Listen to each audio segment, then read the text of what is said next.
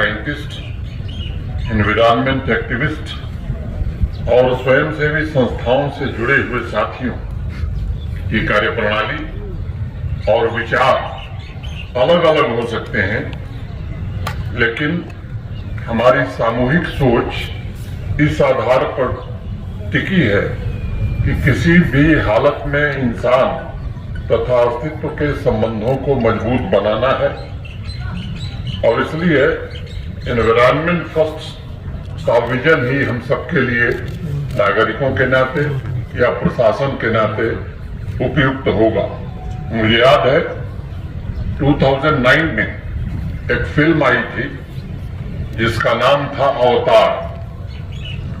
ये पूरी तरह से काल्पनिक फिल्म थी जिसमें यह दर्शाया गया था कि लैंड डिग्रेडेशन की वजह से मानव सभ्यता दूसरे ग्रहों पर जीवन के अनुकूल वातावरण के खोज में जुट गई। वह कल्पना उस समय एक फिल्म में की गई थी और आज ये हकीकत का रूप ले चुकी है और एक अनुमान के मुताबिक प्राकृतिक संसाधनों की हो रही क्षति की वजह से दुनिया की लगभग 3 बिलियन आबादी आने वाले भविष्य में प्रभावित होने वाली है। मुझे एक घटना का स्मरण है। 1962 में अमेरिका में एक किताब छपी थी, नाम था उसका द साइलेंट स्प्रिंग। उसकी राइटर थी रेचल कार्सन और उन्होंने वह किताब इसलिए लिखी थी कि अचानक उनके शहर में बसंत का मौसम बदल गया और बगीचों में पक्षी घूमते हुए गाते हुए नहीं बल्कि मरे हुए पाए जाने लगे। उन्होंने अध्ययन करके निष्कर्ष निकाला कि पेस्टिसाइड के अत्यधिक इस्तेमाल से लैंड का डिग्रेडेशन हो रहा है और उसकी वजह से पूरा इकोसिस्टम भी प्रभावित हो रहा है, जो पक्षियों की मौत का प्रमुख कारण बन रहा है। उन्होंने अपनी किताब में लिखा कि बिना पक्षियों की आवाज के समाज से जीवंतता गायब हो चुकी है। उस किताब के आने के बाद बड़ा हंगामा हुआ, वहां अनेक सेमिनार आयोजित किए गए और लोगों ने पहली बार यह स्वीकार किया कि मानव समाज और इकोलॉजी ये अलग अलग नहीं है बल्कि एक दूसरे से गहरे रूप से जुड़े हुए हैं। और मुझे लगता है कि जीवन को इंटीग्रेटेड रूप में ही देखा जा सकता है, उसे अलग अलग देखे जाने की संभावना बहुत नगण्य होती है। और इसलिए आज वर्ल्ड इन्वायरमेंट डे के अवसर पर जमीन और उससे जुड़े संसाधनों को सुरक्षित एवं संरक्षित रखने का संकल्प सबको लेना होगा।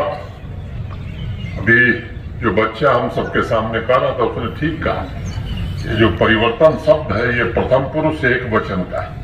First change is a word of first person singular number that is I.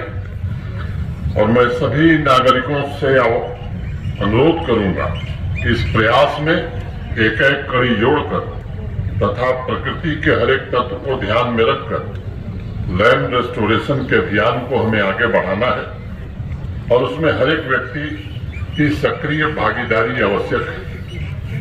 हमारी संस्कृति भी कहती है कि इंसान 5 तत्वों से बना है, जल, पृथ्वी, अग्नि, वायु तथा आकाश। और ये सभी तत्व एक दूसरे से जुड़े हुए हैं। पेड़ पौधों, नदियों के बिना मुझे लगता है जीवन की कल्पना असंभव है। और इसलिए एनवायरमेंट कंजर्वेशन से जुड़े हुए एक्टिविस्ट हों तथा वैज्ञानिक हों या हमारे विद्यार्थी हों, सभी इस बात से सहमत हैं कि बिना संतुलन के इंसान के अस्तित्व के मिटने का खतरा बढ़ता जा रहा है। यूनाइटेड नेशंस के क्लाइमेट चेंज पैनल के मुताबिक अगर अगले 10 साल के भीतर हमने बदलते हुए एनवायरमेंट तथा बायोडाइवर्सिटी के नुकसान को रोकने में सफलता नहीं हासिल की तो ये अपरिवर्तनीय हो जाएगा, इरिवर्सिबल हो जाएगा। यानी इन्वायरमेंट को हो रहे नुकसान को रिवर्स करना असंभव हो जाएगा। हमें ये भी याद रखना होगा कि जब से ग्लोबल वार्मिंग की वजह से क्लाइमेट में हो रहे परिवर्तन की मॉनिटरिंग की जा रही है, तब से लेकर वर्तमान की स्थिति में फर्क आया है। कुछ वर्ष पहले एक रिपोर्ट छपी थी जिसमें साइंटिस्ट के ग्रुप ने लिखा था कि अगर सिर्फ 50 साल के आंकड़े पर ध्यान दिया जाए तो पूरे विश्व में जीवों की प्रजातियों में 70% तक की कमी आई। तमी कोड में मोबाइल वन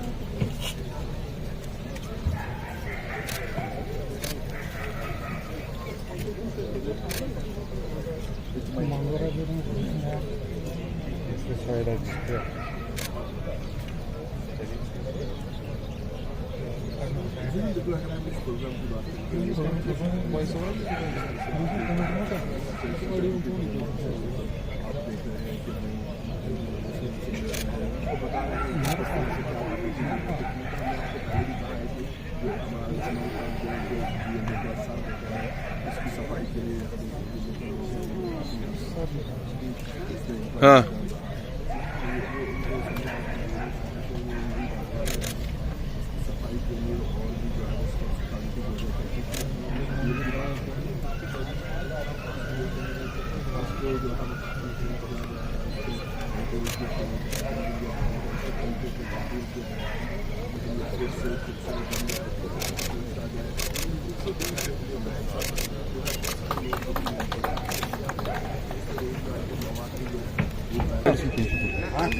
बस बस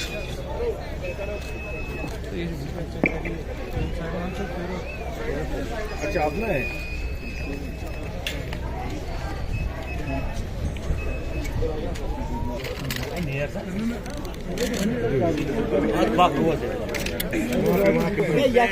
Scott University, a very warm welcome to the celebration of environment. अगर सिर्फ अंधेरे से है, हवा तो बेवजह ही मेरे खिलाफ है। हवा से कह दो कि खुद को आजमा कर दिखा।